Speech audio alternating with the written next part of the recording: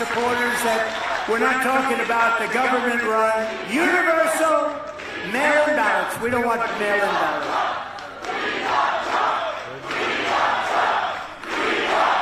Thank you. Thank you. Thank you very much. Don't go on Tuesday, February 6th. That's 2 days earlier. Don't do it. Don't use a mail-in ballot. Don't do anything. It's a meaningless event. Totally. There are no delegates. It's a con job. We could have done it, but we really want to do it the right way and the legitimate way. And so don't do the 6th, do the 8th.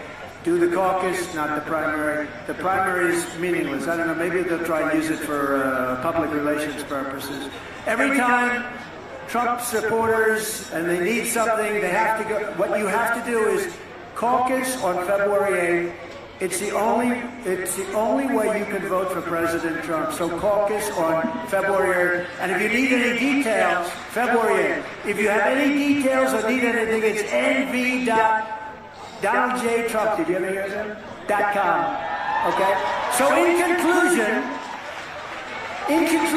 when we leave this 109-degree room, from Henderson to Minden, from Elko to Reno, and from Carson City to right here in Las Vegas, we stand on the shoulders of Nevada patriots who crossed the ocean, settled the continent, tamed the wilderness, laid down the railroads, raised up those great skyscrapers, won 2 world wars, and lit up the most beautiful lights anyone's ever seen right here in the Las Vegas Strip.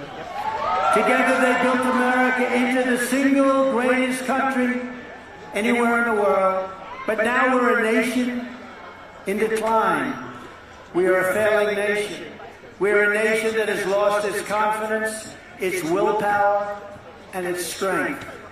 We are a nation that has quite simply lost its way. But we are not going to allow this horror to continue. 3 years ago, we were a great nation, and we will soon be a great nation again. It was hard-working patriots like you who built this country, and it's hard-working patriots like you who are going to save our country. We will fight for America like no one has ever fought before. 2024 is our final battle. With you at my side, we will demolish the deep state. We will expel the warmongers. We will expel them. We're going to drive out the globalists. We will cast out the communists, Marxists, and fascists. And we will throw off the sick political class that hates our country.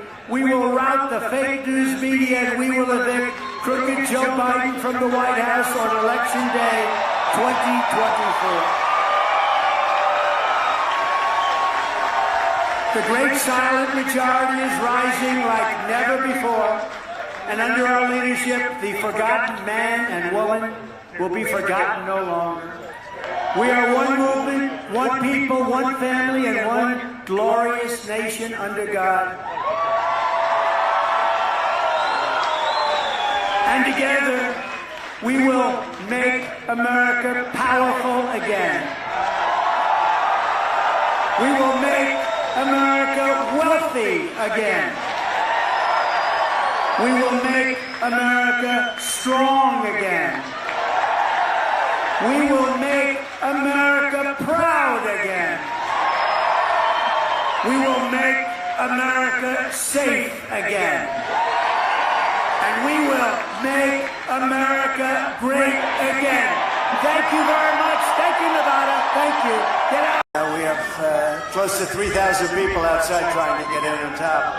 So thank you very much, and thank you, Michael. I'm thrilled to be back in Las Vegas with thousands and thousands of proud, hardworking American patriots. That's what you are.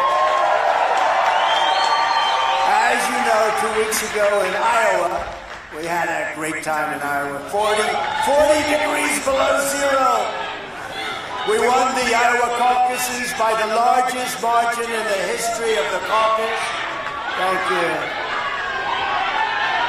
Thank you. Very enthusiastic people.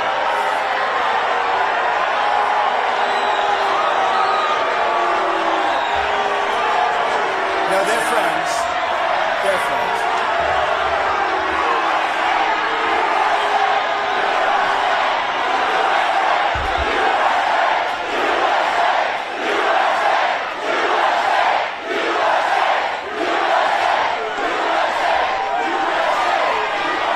Thank you, Rob. No, they're actually friends. Enthusiastic friends. Then earlier this week, we had a spectacular victory in New Hampshire. We shattered the all-time record for the number of votes cast from either party. This never happened in the entire history of the New Hampshire primary. We got the most votes ever gotten by anybody. That's a good sign.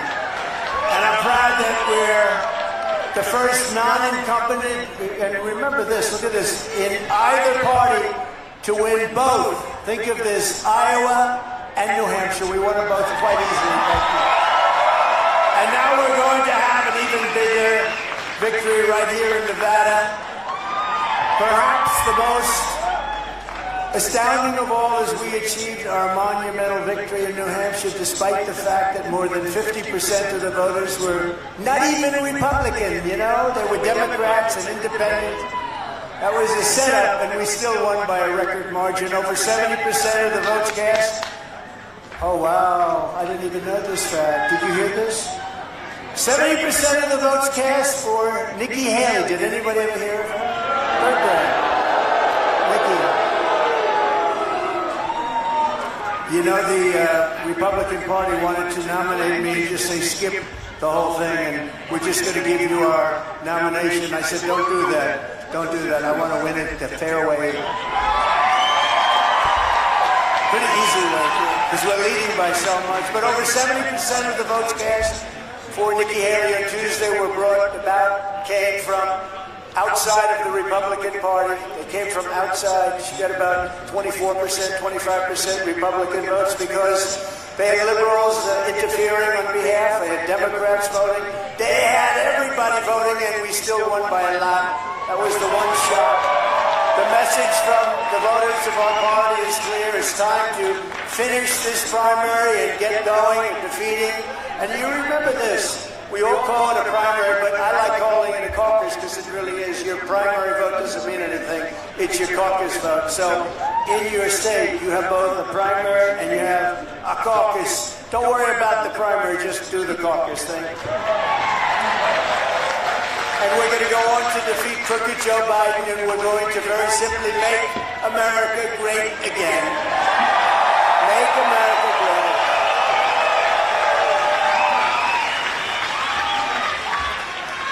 So it's very important to remember that, you have a big thing coming up. Don't waste your time on primary. Waste all of your time on caucus. And because the primary doesn't mean anything. It's psychologically maybe a little bit, about 2%, but it doesn't mean anything. With the help of everyone here today, we're going to secure a gigantic win in the Nevada caucuses on Thursday. So it's Thursday, February 8th, right around the corner this November. And we do want to get a good vote. We're not going to have a lot of competition, I think, but it doesn't matter. We want to get a great, beautiful mandate. And this November, we're going to win the swing state of Nevada. You ever think of it as a swing state? And we're going to keep the House, and we're going to take back the Senate, and we're going to get a lot of great, talented people here. And we're going to also take back that beautiful, isn't it one of the most beautiful places in the world? The White House. The White House! And victory cannot come soon enough. Under crooked Joe Biden, our country is dying. Our country is dying. Our borders open and gushing. It's a big gushing wound, letting drugs, crime, and millions upon millions of illegal aliens pour into our country like we've never seen before. Nothing like this has ever happened to our country before. It's also the #1 place on earth for a thing called human trafficking. #1 place. Our border has become a weapon of mass destruction, our destruction. You know, it's ours. It's a weapon of mass destruction. It's our destruction. We're destroying our country. And as I've been saying for so many years, this is an invasion. It's an invasion of our country. On behalf of all Americans who want a strong and secure border, I want to express our thanks to Governor Greg Abbott and Lieutenant Governor Dan Patrick. And the great state of Texas, where we right now have about a 40-point lead for rightly invoking the invasion clause of the U.S. Constitution. It is an invasion. But we didn't need to do it just 3 years ago. We didn't need anybody's help because we had the safest border in U.S. history. 3 years ago, we didn't need anybody's help. Today we have a catastrophe waiting to happen. It's a terrible situation. Never had anything like it before. It's the worst border anywhere in the history of the world, and I believe that includes other countries. There's never been a country where millions and millions of people are able to flow in with no vetting, no checking, no nothing. We don't know who they are. We don't know where they come from. They're pouring into our country, and they're coming from prisons. They're coming from mental institutions and insane asylums. They're human traffickers. They're coming in. They're drug dealers. They're coming in. We have no idea, and we have no idea what we're doing with our country. Our country's going to hell because of incompetent or bad people. Terrorists are pouring in unchecked from all over the world. We have more terrorists now. In 2019, I never really believed this fully, but I knew we did a good job on it. In 2019, remember, they said they had no terrorists. They do these checks. I don't know. None sounds like something Trump would say, to be honest. They say, no, only Trump would say. They actually have it down. It's a report, and it says none. And then the following 2 years later, they have record number of terrorists now pouring into our same report, record number of terrorists coming into our country. And there's a 100% chance that there will be a major terrorist attack in the United States, or many attacks maybe. And it's all because of what's happened over the last 3 years. When I'm president, instead of trying to send Texas a restraining order, I will send them reinforcements.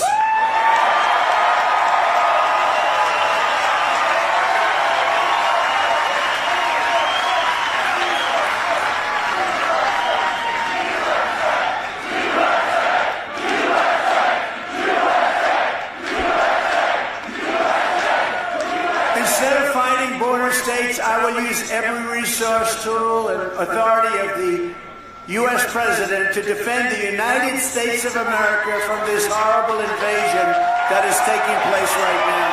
There's never been anything like it. Texas will be given full support, and I will deploy all necessary military and law enforcement resources to seal up the final section of border. You know, we built over 500 miles of wall, fortunately, but they are just, what they're doing is just not even, it's not even believable. You know, usually you like to know the other side, and you like to know where the other side's coming from. Nobody to this day can explain why this open wound is good for our country. And even politically, why is it good politically? First of all, with the Hispanic vote, we're doing better now than the Democrat Party, so I think it's good for us. But we're going to seal the border, complete it, and we're going to repeal the invasion. You know, remember that in 2016 when I campaigned, everybody remembers that, we had a very bad border. Nothing like today. And I solved the problem. Then when I ran in 2020, and by the way, got the most votes in the history of any president, sitting president, running for president. We got the most votes. We got more votes than any other sitting president. Think of that. But we had a campaign, and we did great in that campaign. Frankly, we did much better in 2020 than we did in 2016. But something happened. Not going to happen this time. Something happened. Bad things happened, but anyway. But I didn't have the border to run on because I did such a good job with the border that the border wasn't an issue. And I went backstage to all of my people. I said, I want to talk about the border. Sir, nobody cares about the border. You solved the problem. I said, so I did such a good job. I took it out of play. And now I'm saying the border is in play like it's never been in play before, because what they've done is they've taken all of the things that I did to make it so good. Literally, we couldn't put it in a speech. Nobody wanted to hear about the border. We had no border problem. We're the strongest border we've ever had in history. But now we can talk about the border because it's never, ever been worse than it is now. I don't think any border in the entire world has ever been worse. Third world countries would fight with sticks and stones to keep people out in that kind. That's incredible. I believe that the number by the end of the Biden administration will be close to 18 million people. That's bigger than New York State. I believe that's going to be the real number. That's the real number. 18 million people. And who does it hurt the worst? African Americans and Hispanics. It hurts the Hispanics and the African Americans first. And when you look at the poll numbers, how well we're doing with Hispanics and African Americans, nobody's ever seen anything like it. They're a little concerned, the Democrats on the left. It was just announced that 302,000 illegal aliens trespassed across our border last month. 302,000. That's an all-time, by the way, that's an all-time record. There's never been a number like that. Last month, 302,000. That's bigger than most cities in our country. Yet unbelievably, rather than helping Texas to build our border security up, crooked Joe Biden is fighting Texas to tear our beautiful border security down. They're cutting all the wire. Let's cut the wire. Let everybody in. No. They want open borders. They could have solved, in 3 weeks, I would have been able to get another 150 miles of wall up. Think of that. All they had to do, the wall was there. All they had to do was put it up. It was all set to be put up. And you know what they did? They sold it for 5 cents on the dollar. They sold it as scrap. They want to have open borders, and you're going to remember that come November. And now they're trying to blame anybody that they can. They're going to blame your great lieutenant governor who's here. I appreciate it. We're going to introduce him in a second. They're going to blame you. They're going to blame the governor. They're going to blame me. They're going to blame everybody. They're going to blame Leo. They're going to blame Leo 2.0. Look, Leo. They're going to blame you, Leo. Leo can handle it. That's what Leo can handle it. But let there be no doubt, what Joe Biden is doing is a crime against our nation. It's an absolute betrayal of our country, and it's an atrocity against our Constitution. Nobody's ever seen anything like it. Crooked Joe will not get away with these crimes. He will be tried at the ballot box in November. And you will go back to having the strongest border, even stronger than I gave you, but we'll take that too. We'll take anything when you look at what's happened to our country.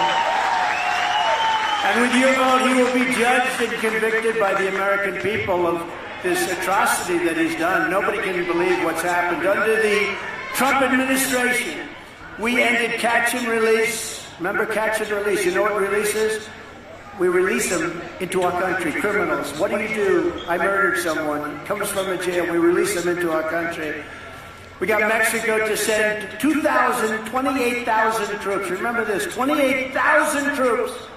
And you think that was easy, don't you? It wasn't easy. I had to tell the president of Mexico, we want you to send us 28,000 troops. He said, you have to be kidding. You know, he's a very smart guy. He actually is a great guy. I like him. He's a socialist, but that's okay. Can't have everything, but no, he's a great guy. He said, I'm not going to send you 28. Why would I send you 28,000? Which is what anybody here would say. I said, no, you will. 100% sure you will.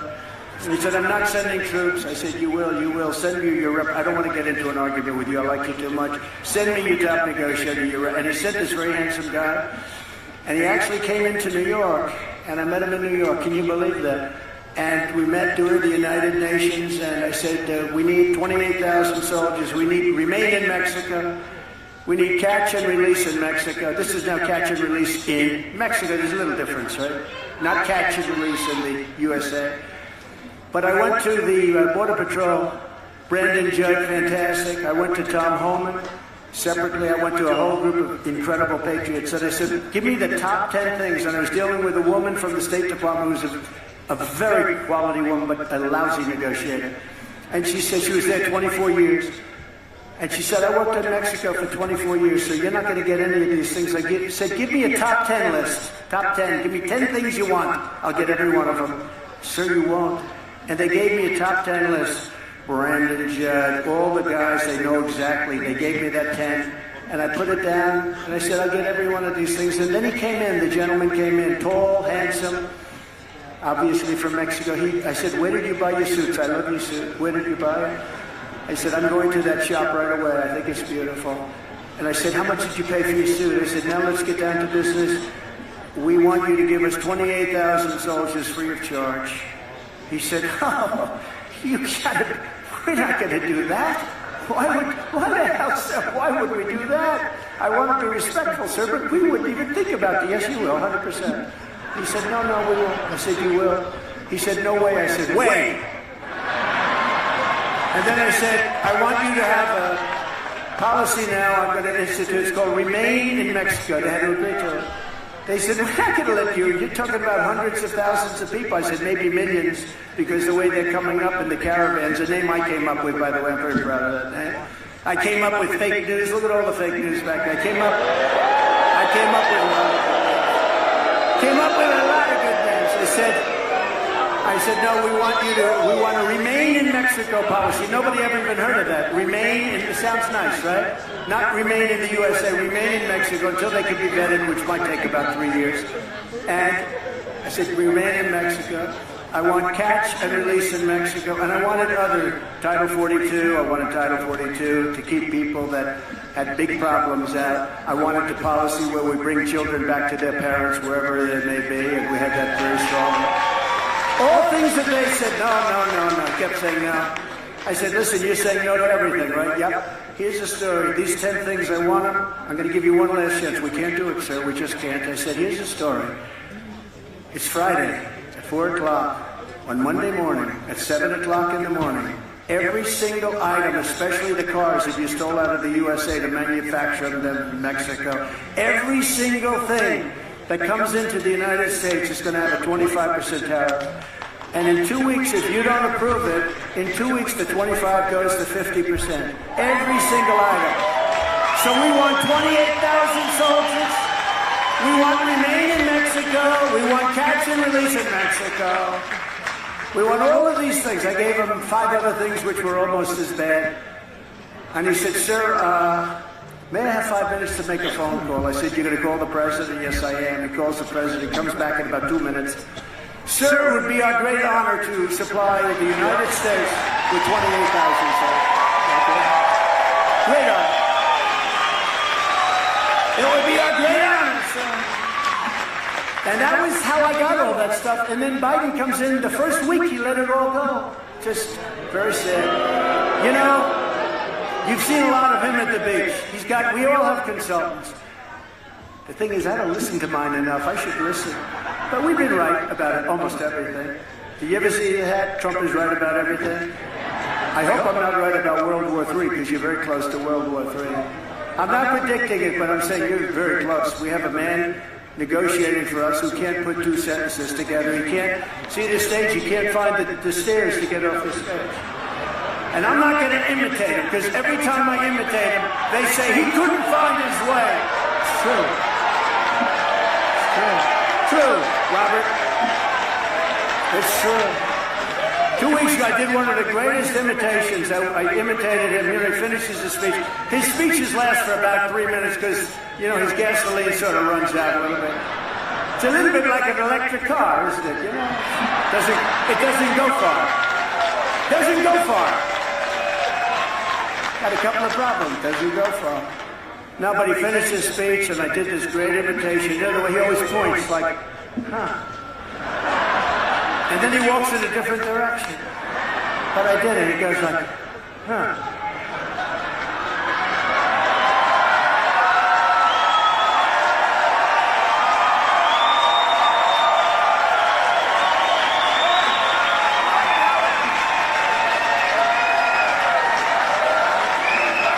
And then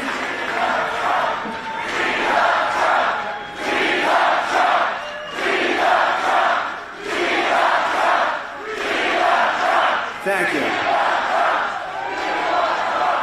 And then a handsome Secret Service agent, one of these handsome guys, the Secret Service is great. They run up on stage and they pretend like everything's normal. You know, like, oh, it's right over here, sir. You're right over here. No, he's negotiating with Putin and with Kim Jong-un. I mean, think of it. He's negotiating with President Xi of China. Think of it. Kim Jong-un, North Korea, he's negotiating. I did a good job with Kim Jong-un. We had a very good relationship. People don't like it when I say that. But we were very safe when I was your president. You're not safe now. But you're very close to a third world war. And, you know, the bombs are starting to drop all over the Middle East again. You see that, right? And all those things could be fixed to our benefit with strength. To our benefit with strength. And Israel would have never happened, and Ukraine would have never happened. There wouldn't have been an attack on Israel, there wouldn't have been an attack on Ukraine, and we wouldn't have had any inflation. Inflation was caused by energy, by fuel, by oil going to $100 and $110 a barrel. But our border was perfect. But remember this, so I did the imitation, and the next day, all over television, see Trump get off, he can't get off the stage either, they're the same. Then they said, we don't like these 81, 82-year-old people. I said, I'm 77. 5 years is a big difference. But you know, no, they always say I'm 81. They say like we're not the same age.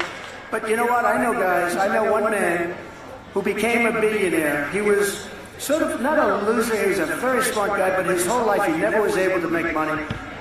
On his 80th birthday, he made a deal, and he became a billionaire from 80 to 90. And to this day, he's very sharp. He was sharper, and he told me he felt stronger and smarter. I'll tell you what, I feel sharper now than I did 20 years ago. I really do. I don't know. It's probably not true. It's probably not true. And I think anybody running for president should take an aptitude or a cognitive test. I do. I think it. You want to have people that can pass it. And I took one in office. Remember, they were saying, first they said, this guy is brilliant, he wants to take over the world. He wants to take, that didn't work. Then they went to about 4 different scenarios. Then they said, he wants total control of the United States. He's never going to give up control. He's totally brilliant. Then they went to a different one. That didn't work too much. That didn't scare people. Then they said, he's dumb as a rock. He's dumb as a rock. I said, oh, that one I don't like. So I said to Doc Ronnie, do you know Doc Ronnie? From Texas, the White House doctor. Doc Ronnie, he's the great doc. He's a doc. Doctor, White House doctor. For Obama, for Trump. He was Obama. And they asked him, who is in better health? Who's more physically fit? You know what he said? Trump. And I said, I'll endorse that guy anytime. He said Trump would live to 200 years old if he wouldn't eat so much junk food. Sort of interesting. Dr. Ronnie Jackson. So he was an admiral, a doctor, White House doctor. Now he's a great congressman from Texas. And I said to him, you know, Ronnie, I'd like to take a cognitive test. I never heard of it before, but whatever. I like tests. I've always liked tests. Tests are very interesting. And, you know, I had an uncle. He's the longest-serving professor, Dr. John Trump, in the history of MIT. With the same genes. We have genes. We're smart people. We're smart people. You know? We're like Mr. Lieutenant Governor, we're like racehorses, too. You know, the fast ones produce the fast ones, and the slow ones doesn't work out so well, right? But we're no different in that sense. But I said, so what do you think, Ronnie? He said, well, you're going to take it. The thing is, it's a very public test because we're doing it at a great hospital, Walter Reed, a great hospital. They have incredible doctors. I said, is it tough? He said, yeah, it's a tough test. The first couple of questions are easy, like you have a lion, a giraffe, a whale, and a shark. And they'll say, which one's the lion, okay? And that's all the press covered, the first question. They didn't cover the last question. Multiply 4,733. Multiply times 7. Divide, without paper and pencil, by the way. Divide it by 4. Add up another 37 and a half, 0.5. I remember that. And what's your number? How many people in this room could do it? Not too many. Or they give you 6 names in a row. I took a lot of heat on this. They give you 6 names in a row at the beginning. Sir, going to give you 6 names. Good. They look at them. A chair, a hat, a badge, a necklace, and they vote. Those things. We're going to give you 6 things. And I say, good, what's going on? Can you rename them? So I name them. Then they go back, and if you can do it in order, that's even better. I do them in order? Perfect. Then they come back to you 30 minutes later at the end, last question. They say, what were those 6 things? Said, there aren't too many people. And they laughed. Everyone said, oh, that's so easy. There's only about 2% of this room can do it, but I did it. I did it very easily. But I got mocked. They said, oh, that's so easy. It's not easy. It's not easy. The bad thing is if you do poorly, sir, it's going to get out. I said, will it get out if I do well? Yeah, but not nearly as much, because that's not what the fake news wants, right? So I aced it. And then recently I took another one because I had my physical exam, which worked out very nicely. I feel I have an obligation to take a physical exam. Excellent exam. I took a cognitive test, excellent. And I would challenge most of the people running to cognitive tests, because most of them couldn't come anywhere close. And you have to be able to do that, because these people are people of misinformation and disinformation. And you have to be able, but I really believe it's important. I don't know, they say it's not constitutional. I don't know why. So they say it's not constitutional to take an aptitude or cognitive test.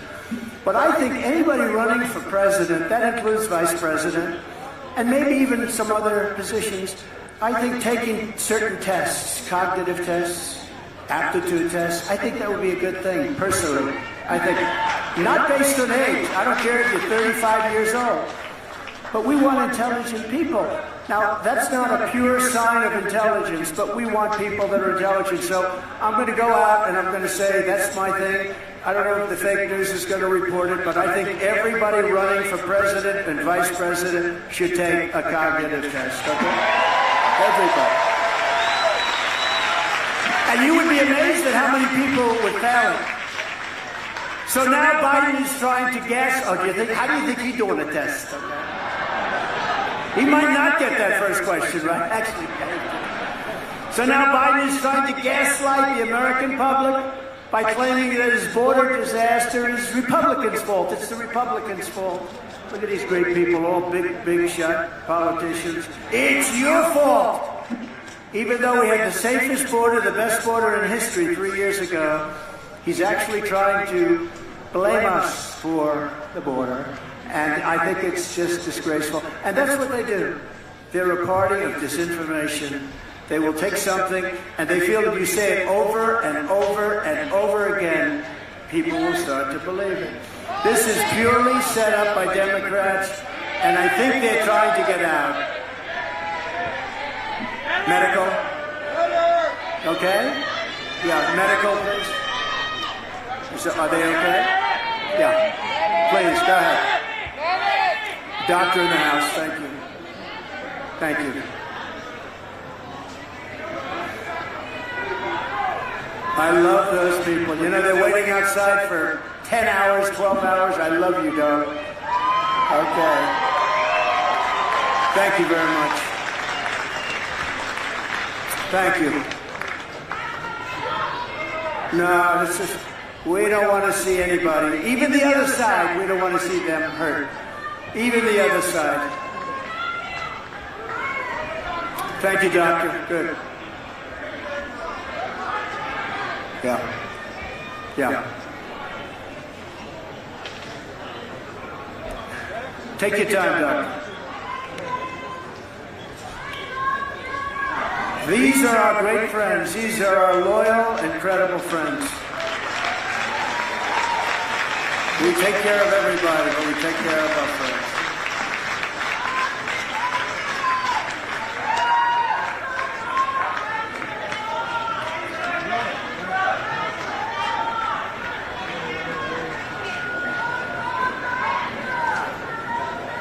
You see, if this were the State of the Union address, I wouldn't do that, because it's got to be this way.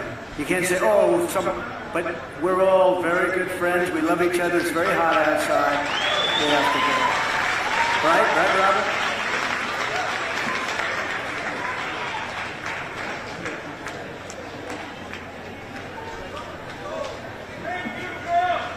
Joe Biden made a State of the Union last year.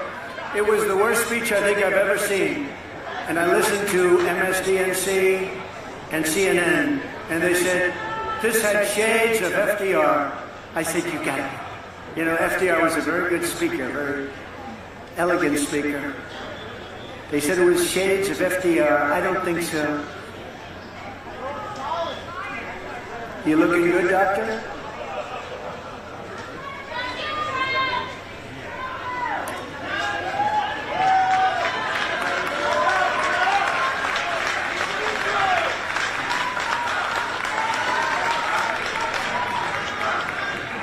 Yeah, that's good.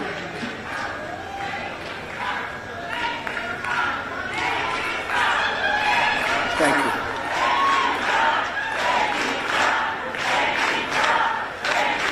Thank you, doctor. Great job. Thank you. I'm getting a thumbs up. They have a great group here. We have a great group of people. All right, let's get going, right? Come on. Let's go. Thank you. Thank you, doctor. Thank you. And that great supporter, I want to thank you. They've been here so long and standing in the sun.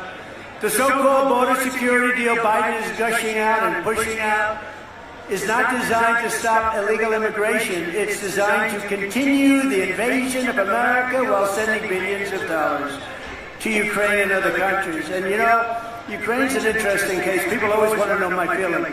Number one, we're in for 200 billion plus, and the European nations are in for 20 billion.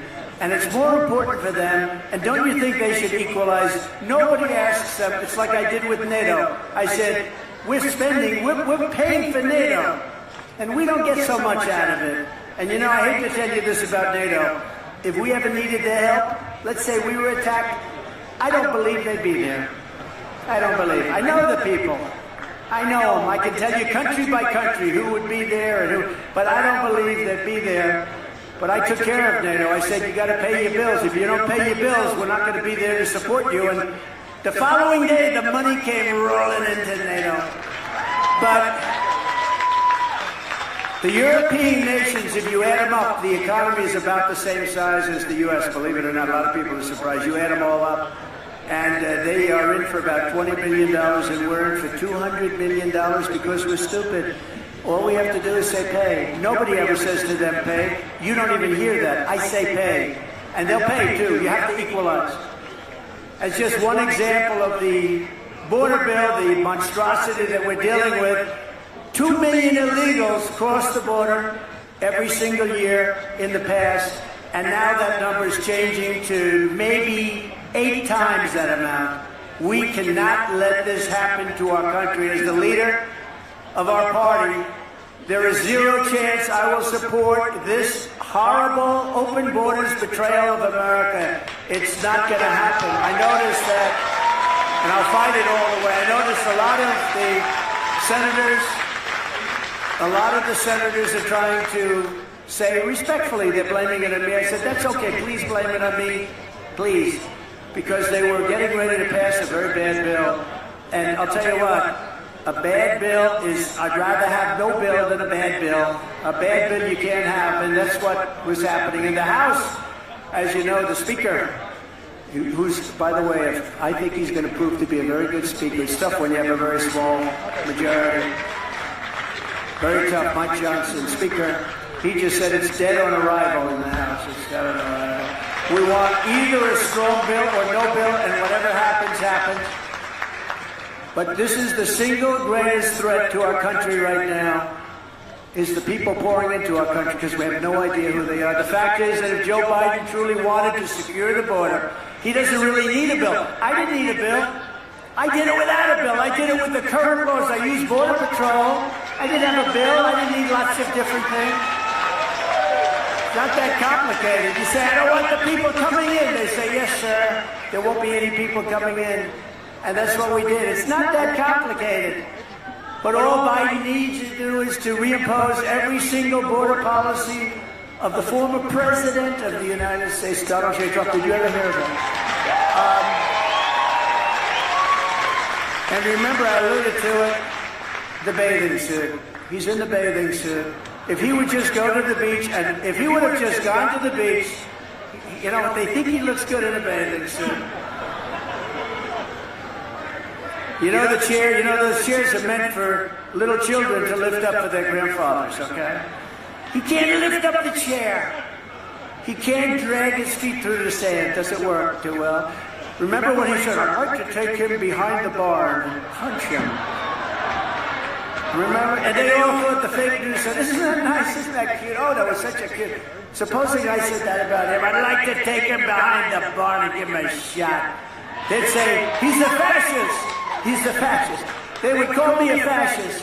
With him, he can say it. They thought it was so cute. I remember when he said that. And you know what would happen if he took me behind the bar? I'd go like this.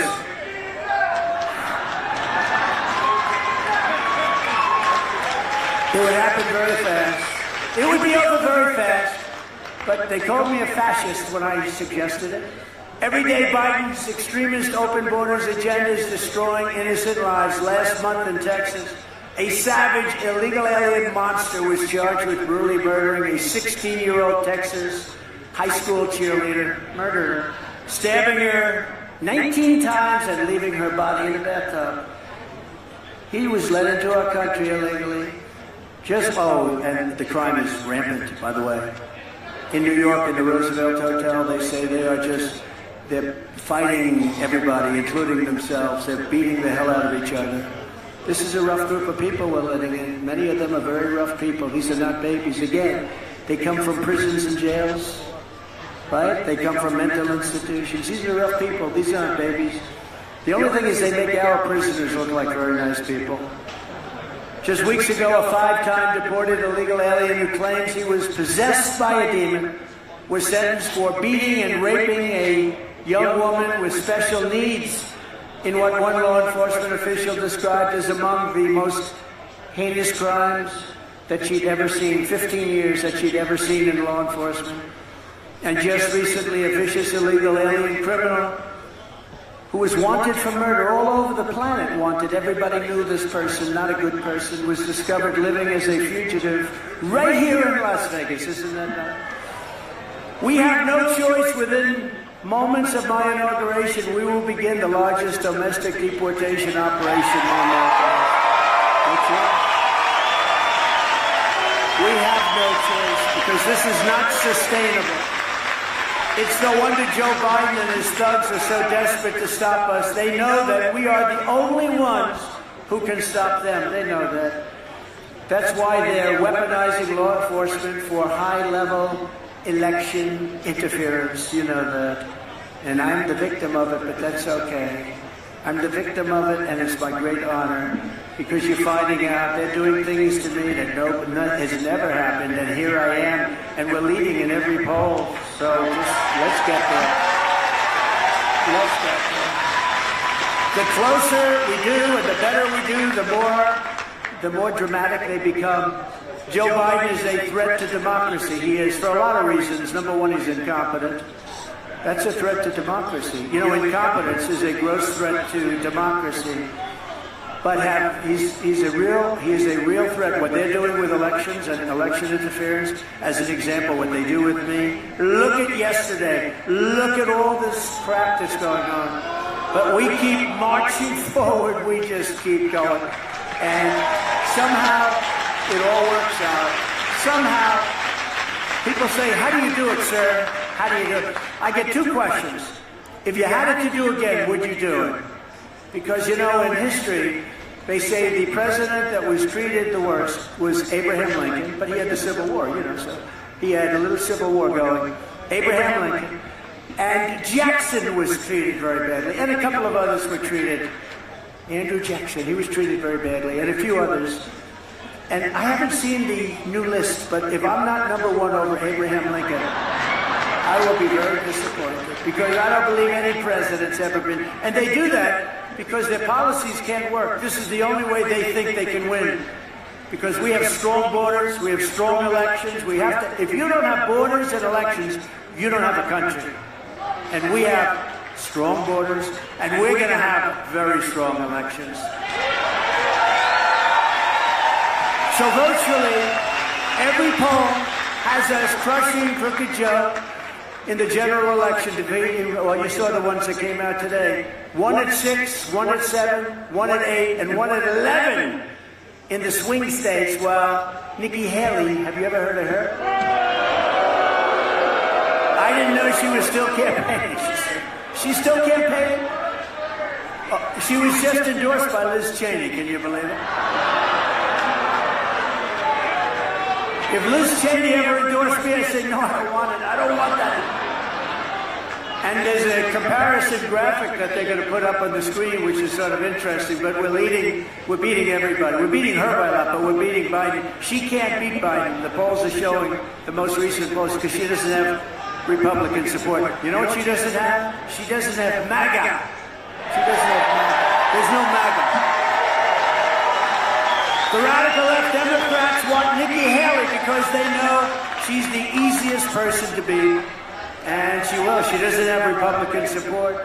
Nikki Haley supports a 23% national sales tax, and she wants to gut Medicare and Social Security, raising the retirement age of Social Security to, think of this, about 77, about 10 years, 12 years.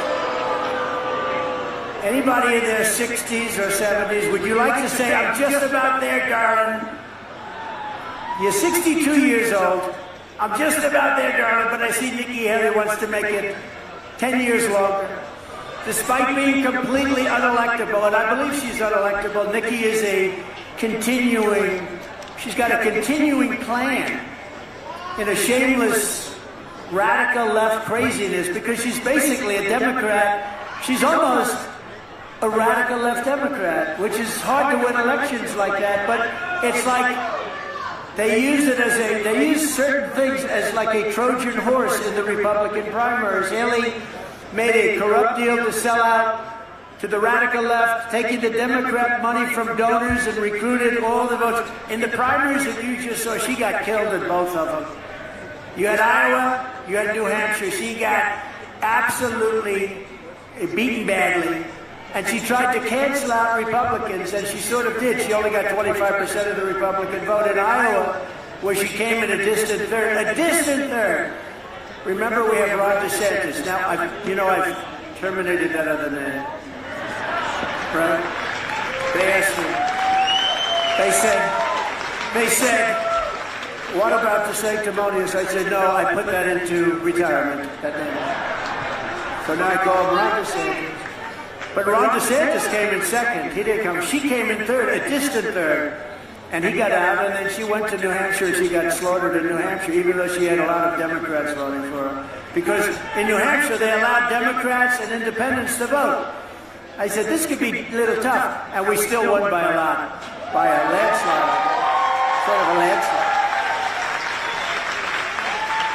And she didn't come to Nevada because they looked at a poll and I was at 97%. She said, I think we're not going to win Nevada.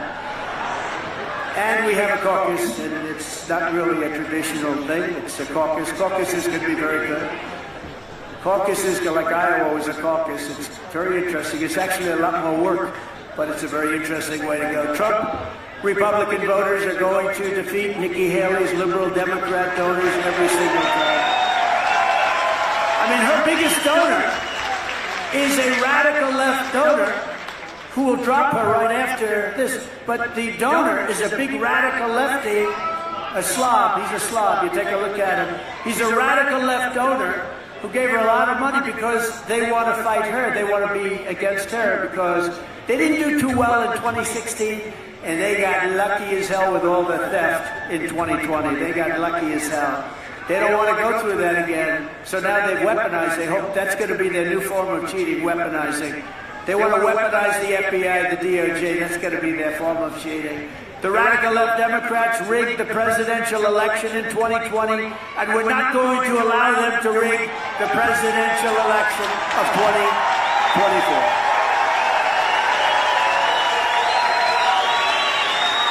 And every time the radical left Democrats, Marxists, communists, and fascists indict me, I consider it a great badge of honor because I'm being indicted for you. I am being indicted for you.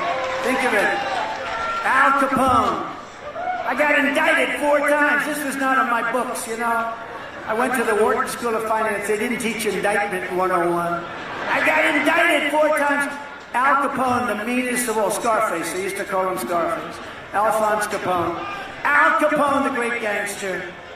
He was indicted less than me. I wonder what my parents looking down saying, son, we're so proud of you. Never forget our enemies want to take away my freedom because I will never let them take away your freedom. Never, ever.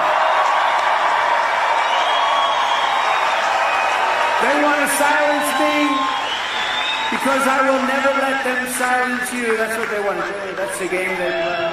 And in the end, they're not after me. They're after you. I just happen to be standing in the way. Here I am. It's been a lot of fun. It's been a lot of fun. Had a good time. You get indicted because, you know, one of the indictments, he fought the election. Yeah, the election was rigged. Of course you're fired. By the way, you still have them fighting the 2016 election. I think every Democrat, congressman, and senator fought the 2016. It's okay for them, but if we fight it, but we actually caught it. And it was rigged, and it was stolen. Did you see where Biden, 2 days ago, said, I want to see the real governor of Virginia. In other words, he said the election was rigged and stolen. Is he going to be indicted for that? What do you think, Robert? I don't think so. I don't think so. I don't think so. We're delighted to be joined today by a lot of people that are great leaders of your state. A man who's done a fantastic job as Lieutenant Governor, Stavros Anthony. Stavros, thank you very much. Thank you. Republican National Committee woman, Sigal Shettar. Sigal, sit up. Thank you, darling. Sigal. Clark County Chairman Jesse Law. Hi, Jesse. Thank you, Jesse. Will you make sure they don't cheat in Clark County? I'm putting you in charge. Because we had a lot of problems with Clark County last time. Thank you, Jesse. I appreciate it. Esmeralda County Chairwoman, Teresa Barnes. Teresa? Thank you. Thank you. Teresa Barnes. State Senator Jeff Stone. Good guy, too. A good guy. Thank you, Jeff. Good job. Nevada Assembly members, Richard MacArthur, Greg Hayford, Toby Yorick. Thank you, fellas. Got a lot of power in this room. We got a lot of power in this 100-degree room, don't we? You know the fake news, sometimes it's 100, 110 degrees, sometimes it's some of these buildings weren't built for this, right? Crowds like this. And if I'm a little bit wet, they say, oh, he was sweating. He was sweating. I don't think there are too many people up here that wouldn't be sweating. Not too many people could speak the first paragraph. But you know what? It's great, and the people are getting very close to getting in now. I hope they haven't missed too much. U.S. Senate candidates, really good people. Ambassador Jeffrey Gunter. Jeffrey. These are 3 great candidates. Sam Brown and Amy is fantastic wife. Sam Brown. Thank you, Sam. Thank you, Amy. Thank you very much. Great. It's going to be a very good race, and we'll see what happens, but it's going to be great. And Jim Marchand. Jim. Thank you, Jim, very much. Jesus Marquez is the American Christian Caucus leader. Jesus, thank you very much. And Wayne Allen Root, man, he's something. Wayne Allen Root, I think he's back there with the fake news. And a guy who I just happen to love. You know, he used to be a Democrat. I used to watch him on Sean Hannity as a Democrat. And somehow he flipped. I don't know if he's a Republican, actually. I'm not sure. I don't think he is. But he is a Trump guy. That I know. Leo 2.0, Leo Terrell.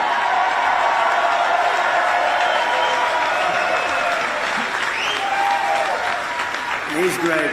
He's a great guy. Boy, I'd like to have him as my lawyer. I could use you. You want to get out of this television business, Leo?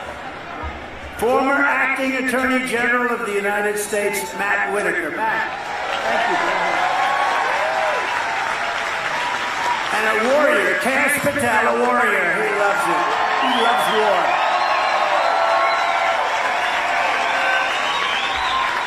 And one of our big television stars, and you know who he is, he's been to a lot of rallies, and he had a tragedy this week. His son passed away. Fentanyl. And he is a fantastic person and a great television personality, but your boy is up there looking down on you. Rick Harrison is looking down on you, and he loves you, and he's proud of you. And it's not an easy deal, the fentanyl, so very special guy. One of the best developers you'll ever see. He's big, he's rich, but he's a high-quality man, builds some of the most beautiful things you'll ever look at. Robert Bigelow. Robert, please. Good-looking stuff, thank you. And another tremendous businessman. He just sold his company for like $3 billion. He's very solid. He's very liquid. But he has done a fantastic job, and he loves this area. This is where he grew up. He was born here. He's built here. He's done a fantastic job. Don Ahern. Don Ahern. Don, thank you. Thank you, man. Thank you. Well, we love you, too. You've done a hell of a job. So our top phone call volunteer, these are the people, Don, I have to introduce. This person made 114,000 phone calls. Rose Worrell. She's made like hundreds of thousands. Where is Rose? Right there, Rose. We love you. You're more important than these rich people, Rose. Thank you very much. And our top caucus captain, Marie Arena, who's done over 100,000, think of this, hundreds of thousands of calls, but she's got hundreds of friends coming to the caucus, and they'll be leading the caucus, and I want to thank you very much. She's been with me since 2015, if you can believe that, right? So I want to thank you both very much. It's beautiful. That's beautiful. And sign up to volunteer, and you get one of those beautiful caucus caps like we gave out. I noticed we gave them out in Iowa. Everybody wanted those caps. I wanted one. I wore one all day long. I loved it.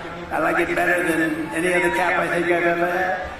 From the very first day that we take back the White House from crooked Joe Biden, I believe we're going to have the greatest 4 years in our country's history. I believe that.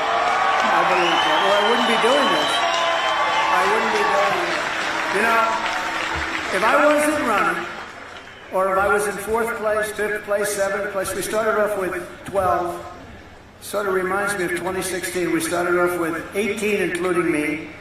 And then week by week, boom, boom. It was like chopping down a tree. Boom, what a great feeling. Boom, boom, boom. We started off with 11. The first few fell off fast, and then they got a little bit tougher. Bum, bum, bum. And now we're down to 1, and she's not doing too well. She's in South Carolina, and I'm leading by 78 points. That's a lot. But I wouldn't do this. And you know, if I didn't think we could do a great job, because we had among the greatest 4-year periods in the history of the presidency. You know, think of the thing. We cut your taxes more than the Reagan tax cuts. #1 biggest tax cut, #1 biggest regulation cut in history, which is even, frankly, for the business people, more important. It employed so many. We had the greatest economy in history. We rebuilt our military. We defeated ISIS. Everybody said, you can't defeat ISIS. We came out with right to try. That's space-age medicines that can't be used for years because they're under... You know, I used to say, why don't we use these great medicines? Sir, we can't use them. People may get it. Well, no, these are people that are terminally ill. They didn't want to do it because the insurance companies had a problem, the labs had a problem, doctors had a problem, and the country had a problem. One of the people said, we don't want to get sued if they die, but they're going to die anyway. So I said, why? They've been trying to get this for 71 years approved. I got to go right to try. And we have saved thousands and thousands of people with this, the right to use certain space-age medicines.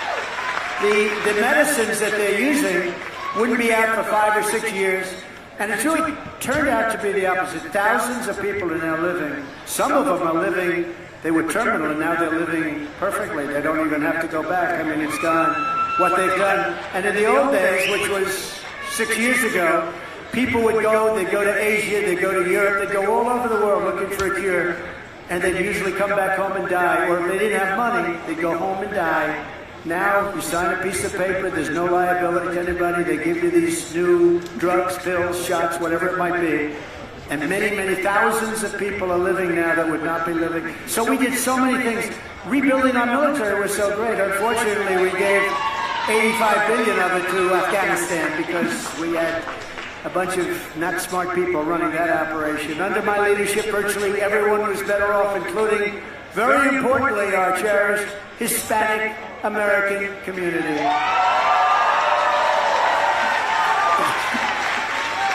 By the way, did you see the poll today? I'm leading in the Hispanic community. I'm leading. That's right. Right? It's the first time in the history of the poll, this particular one, where a Republican is leading with Hispanics.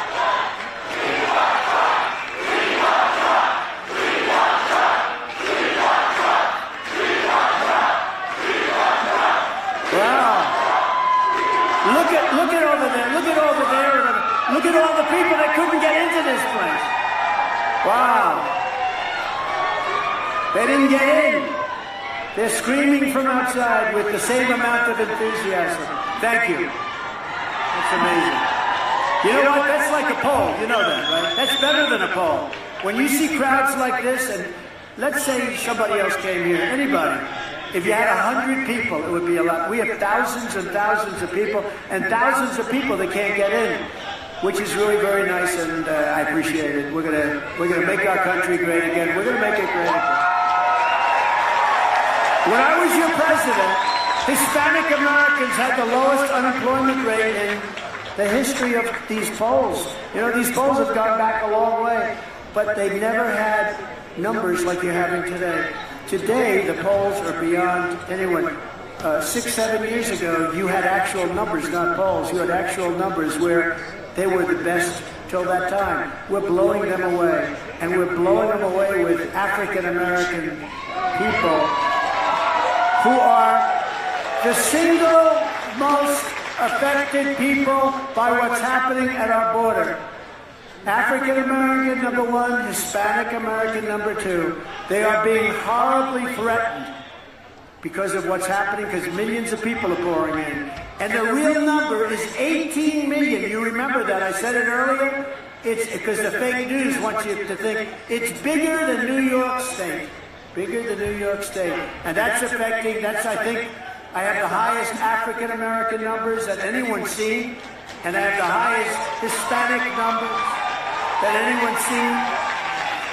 And if those polls are right, that means the Democrats are in big trouble. We better indict Trump a couple of more times. Go ahead. They're going to indict me right into office. Crooked Joe Biden has devastated the Latino community. Biden's inflation disaster has crushed your household finances. I mean, what he's done to your finances are incredible. He's crushed your finances and his open borders policy. They've demolished your wages. His inflation that he caused, it would have been so easy not to. All it was is energy. Remember this. Gasoline, fuel, oil, natural gas went up to a level that it was impossible not. That's what caused inflation. And we're going to bring it down because we're going to go drill, baby, drill. We're drill, baby, drill. We're bringing it way down.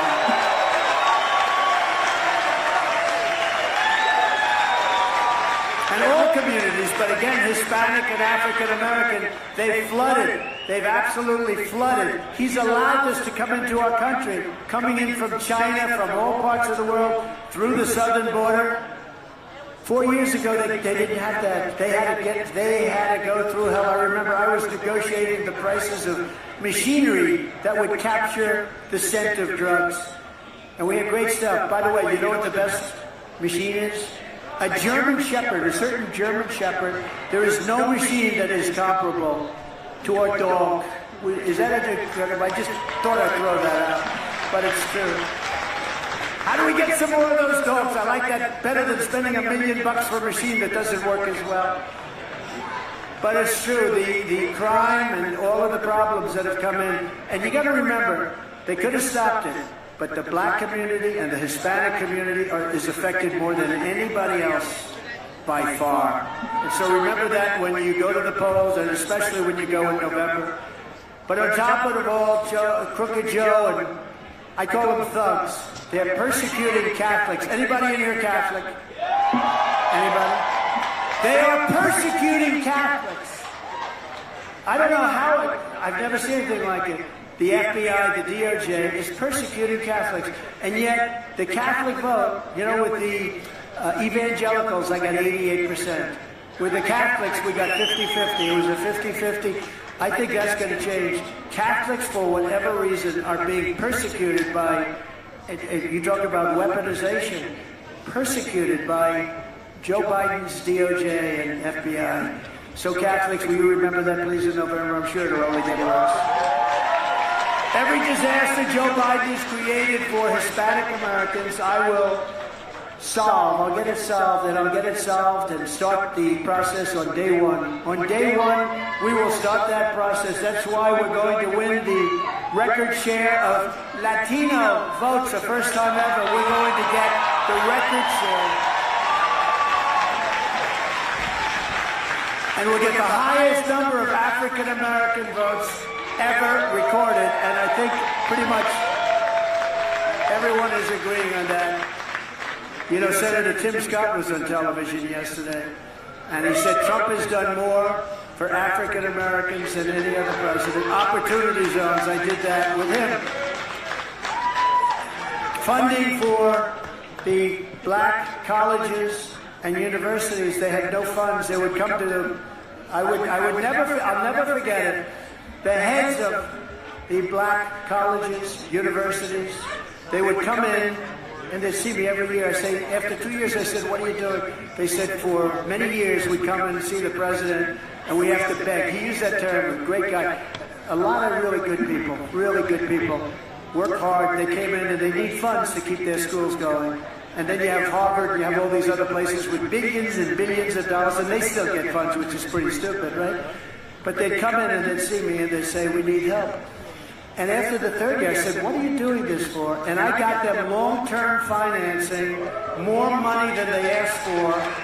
And Tim Scott was relating that story today, and many other things, by the way. But you ought to look at opportunity zones. There's never been an economic development program, I think, that for black Americans and Hispanic Americans, there's never been an economic program like that, opportunity zones, and nobody likes to talk about it, but it's one of the most successful economic development programs. And just to finish that off, I also happen to do a thing called criminal justice reform that Joe Biden didn't want, and a lot of people didn't want it, and a lot of liberal people and some conservatives. It's interesting, had a lot of conservative support and a lot of liberal support.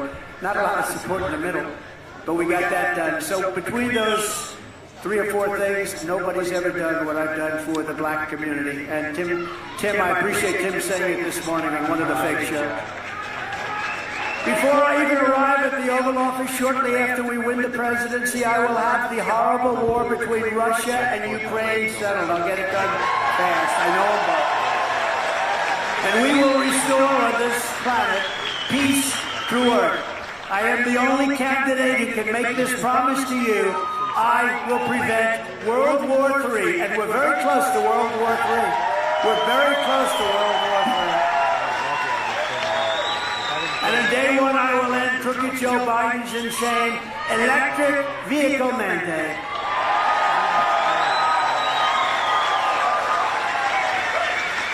They weren't working too well in Iowa. It was 40 degrees below zero, and you get into an electric car and you hear a buzzing. I said, what's that, sir? It works in zero, but you start getting below zero. And you had those cars all over the place. It'd be a good time to take one. You could have taken one. You could have had it when you wanted. But it wasn't. They were not working too well in Iowa. Think of that. We voted on a day where it was 40 below zero, and we had a tremendous vote. It was like, those people are hardy people. Somebody said they're very hardy. The people of Iowa are very hardy indeed. They voted in record numbers, and I will end his American energy war. It's a war on American energy. It's a war. Just yesterday, Biden blocked the export of American natural gas to other countries. You know, he doesn't want plants built in the United States, even though that's the best thing you could do. This stuff has been worked on for years. I approved many of them. We got many built in Louisiana and other places. But he stopped it. Now, why he stopped it, I guess it was the environmentalists, I guess. But it's good for the environment, not bad, and good for our country. I will approve the export terminals on my very first day back. I'm going to be signing so many different mandates on my first day back. All of that stuff will be approved.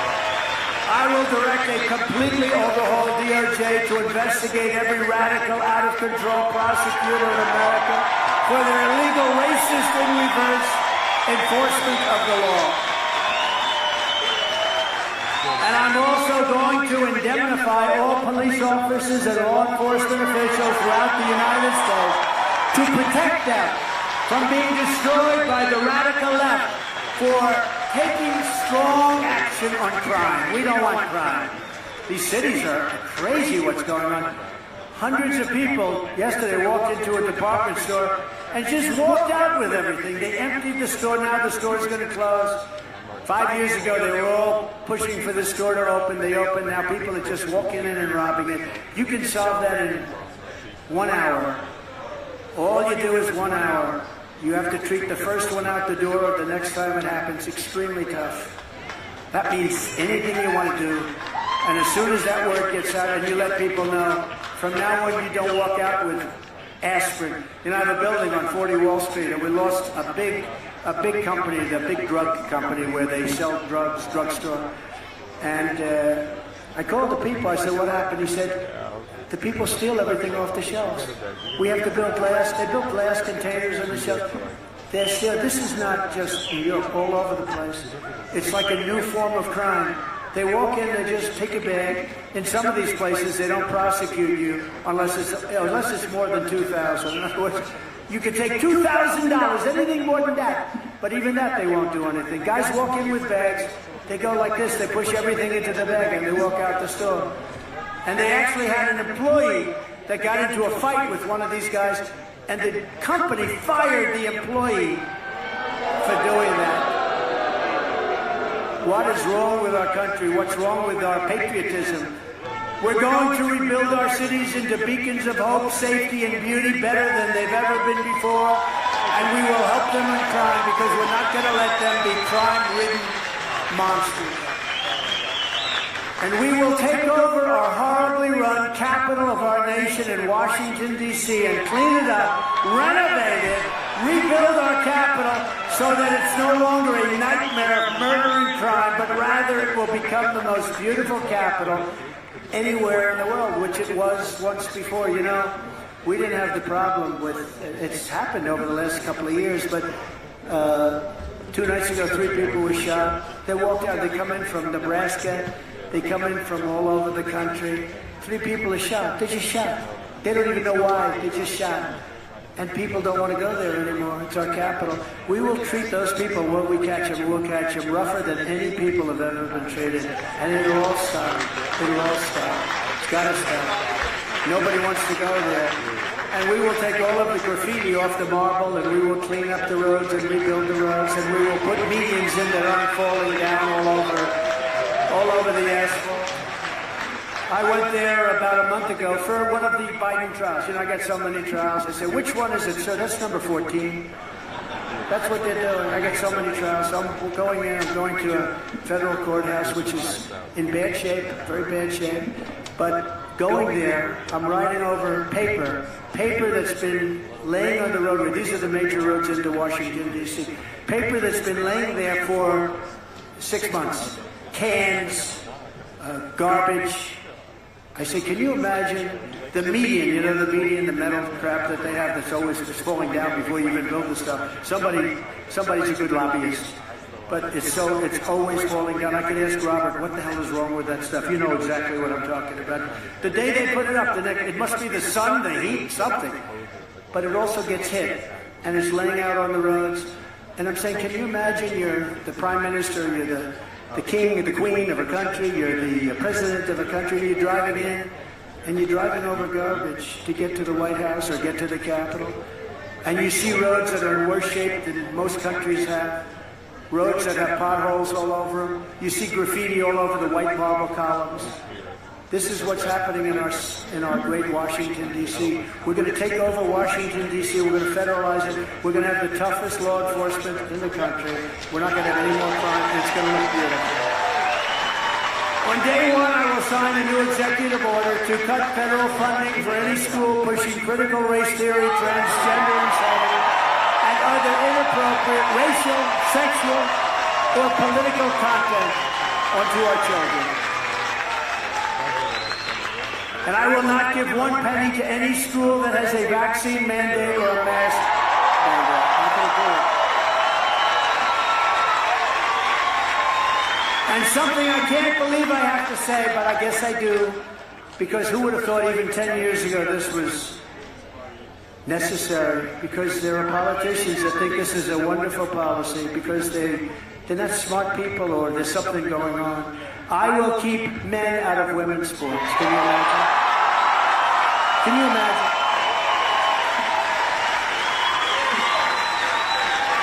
Can you imagine weightlifting? You ever see the difference? Weightlifter. They broke the record by, I think, 142 pounds. The record stood for 18 years. They couldn't break it. A quarter of an ounce here, a quarter of an, they couldn't get it. This guy comes along. Have you ever lifted before? But no, I haven't. He broke the record by like 142 pounds. I don't think that record will stand a long time. You know, if we ever get it straight, and we will, because I'm going to sign right away. But when that's straight, women are going to look back and they're going to say, who the hell was it that is 142 pounds more? So we're going to have to bring back those records, I think. What do you think? Yes? Yeah. Because those records aren't going to be broken within the next 100 years by the women. How about the swimmers? Well, you look at the swimmers, all these great swimmers, and all of a sudden, this woman against a guy who's a rather, he looks like he's got the wingspan of the great Wilt Chamberlain, right? And he jumps into that pool, and the young women left and right, they're badly injured by the wind as he goes by. They get windburn. I will fully uphold the Second Amendment, and I did a great job in doing that. I will never allow the creation of a central bank digital currency, which is a big thing because they'll take all your money. They'll take all of your money, Don, and you won't know what the hell happened to my money. Of course, the court systems here like to do that too. They do it. That's like communism, you know. So it's sort of like, when you think it's like a communist book, but digital currency, when you see, but we'll get rid of that.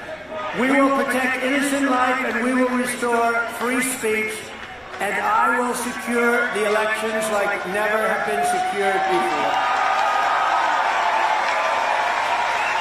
Because if we don't have fair and honest elections, and if we don't have border security, if we don't have strong borders and strong elections, we don't have a country. We don't have a country. Now remember when I used to talk about the wall? I built this tremendous amount of wall. That's why we have the best record. But they used to say, walls, we don't need walls. We need things flying up in the air. No, you need walls. Because there's only two things in history that work long term. Everything else is obsolete. You do a new computer, it's obsolete in like 3 days. Walls and wheels. You always have walls and wheels. A wall has worked for a long time.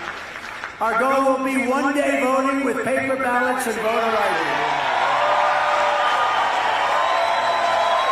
But until then, Republicans, you have to win, Republicans. Go out and win. When we get in there, we're changing it around. We're going to get rid of all the stuff. Paper ballots, they make special paper today. It's incredible. It sounds crazy, but it's incredible. Watermark. And it's good. And some governors are doing it. Some of the Republican governors have actually already started it. And number one, you're going to save a hell of a lot of money. It's about 9% the cost of doing it the other way. If you took the 10 worst presidents in the history of the United States and added them up, they would not have done near the destruction to our country as crooked Joe Biden and the Biden administration have done. He's destroying our country. So if you want to save America, then get everyone you know out to vote in the Nevada caucuses on Thursday, February 8th. And it's very important for you to help educate all of our supporters that we're not talking about the government-run, universal mail-in ballots. We don't want mail-in ballots.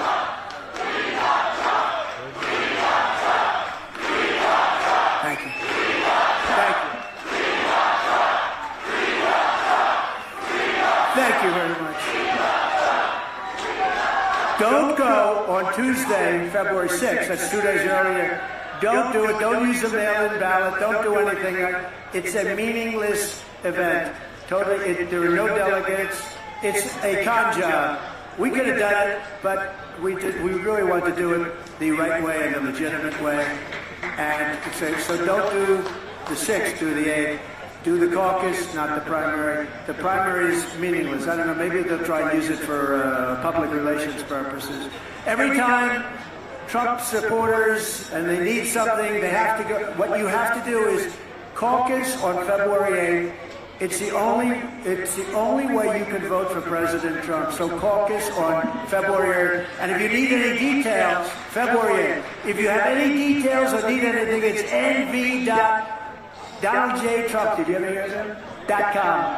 Okay? So in conclusion, when we leave this 109-degree room, from Henderson to Minden, from Elko to Reno, and from Carson City to right here in Las Vegas, we stand on the shoulders of Nevada patriots who crossed the ocean, settled the continent, tamed the wilderness, laid down the railroads, raised up those great skyscrapers, won 2 world wars, and lit up the most beautiful lights anyone's ever seen right here in the Las Vegas Strip. Together they built America into the single greatest country anywhere in the world. But now we're a nation in decline. We are a failing nation. We are a nation that has lost its confidence, its willpower, and its strength. We are a nation that has quite simply lost its way. But we are not going to allow this horror to continue. 3 years ago, we were a great nation, and we will soon be a great nation again. It was hard-working patriots like you who built this country, and it's hard-working patriots like you who are going to save our country. We will fight for America like no one has ever fought before. 2024 is our final battle. With you at my side, we will demolish the deep state. We will expel the warmongers. We will expel them. We're going to drive out the globalists. We will cast out the communists, Marxists, and fascists. And we will throw off the sick political class that hates our country. We will rout the fake news media, and we will evict crooked Joe Biden from the White House on Election Day 2024. The great silent majority is rising like never before. And under our leadership, the forgotten man and woman will be forgotten no longer. We are one movement, one people, one family, and one glorious nation under God. And together, we will make America powerful again. We will make America wealthy again. We will make America strong again. We will make America proud again. We will make America safe again. And we will make America great again. Thank you very much. Thank you, Nevada. Thank you. Get out. We have close to 3,000 people outside trying to get in on top. So thank you very much, and thank you, Michael. I'm thrilled to be back in Las Vegas with thousands and thousands of proud, hardworking American patriots. That's what you are. As you know, 2 weeks ago in Iowa, we had a great time in Iowa. 40 degrees below zero. We won the Iowa caucuses by the largest margin in the history of the caucus. Thank you.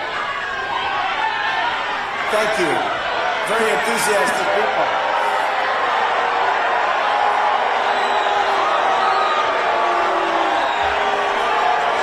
No, they're friends. They're friends.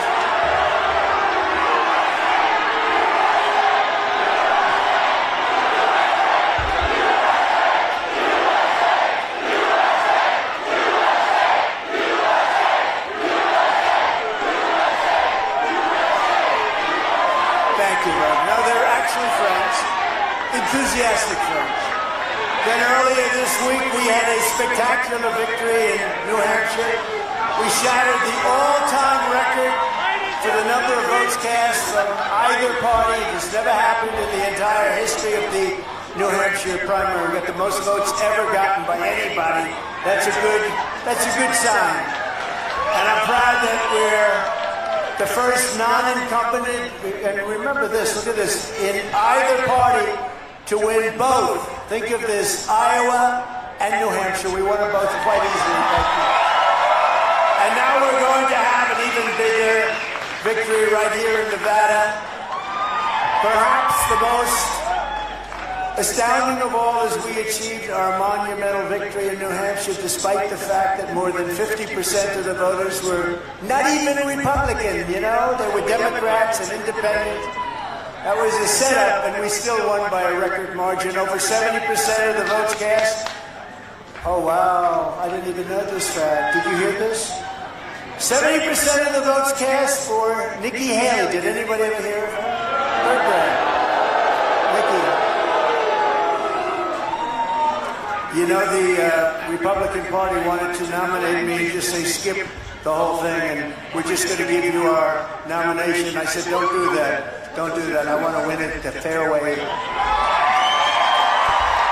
Pretty easy way, because we're leading by so much. But over 70% of the votes cast for Nikki Haley on Tuesday were brought about, came from outside of the Republican Party. They came from outside. She got about 24%, 25% Republican votes because they had liberals interfering on behalf. They had Democrats voting.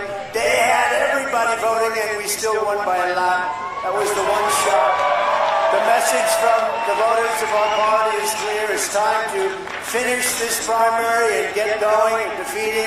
And you remember this. We all call it a primary, but I like calling it a caucus because it really is. Your primary vote doesn't mean anything. It's your caucus vote. So in your state, you have both a primary and you have a caucus. Don't worry about the primary, just do the caucus thing.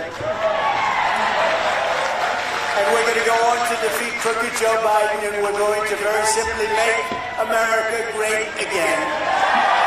Make America great.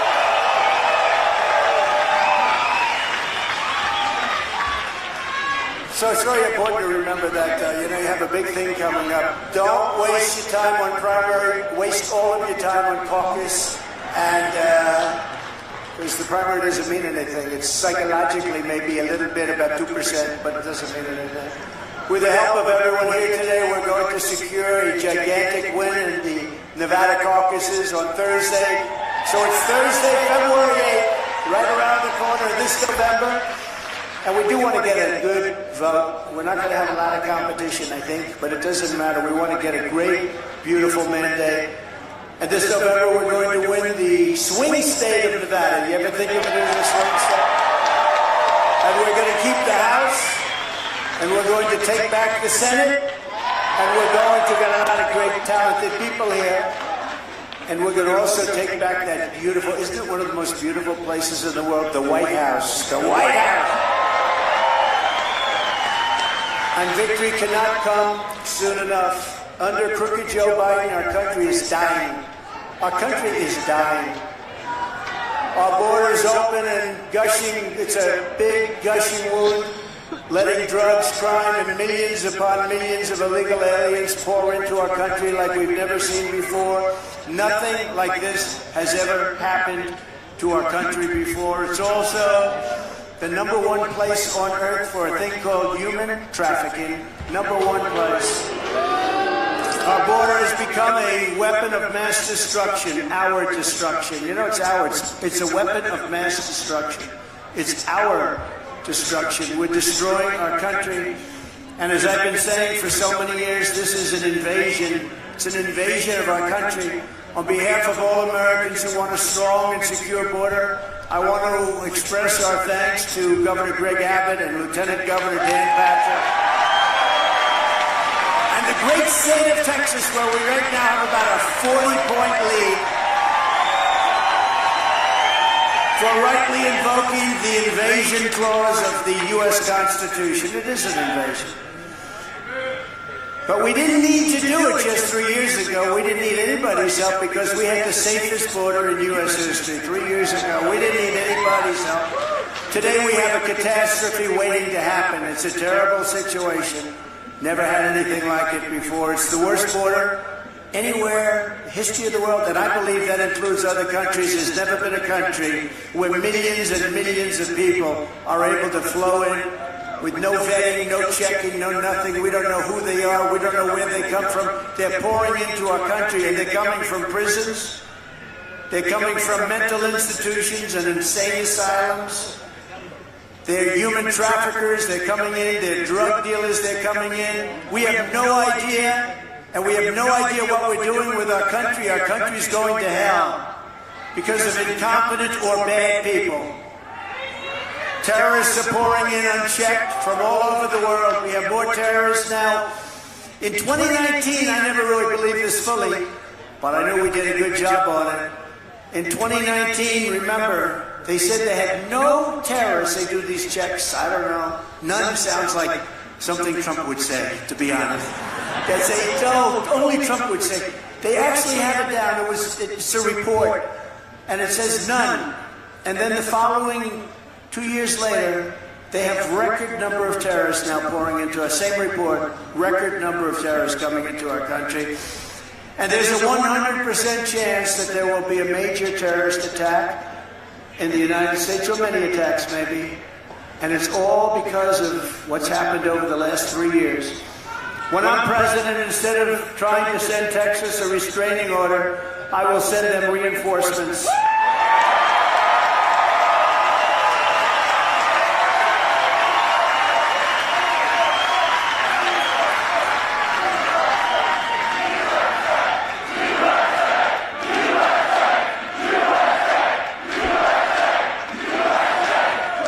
Instead of fighting border states, I will use every resource, tool, and authority of the U.S. President to defend the United States of America from this horrible invasion that is taking place right now.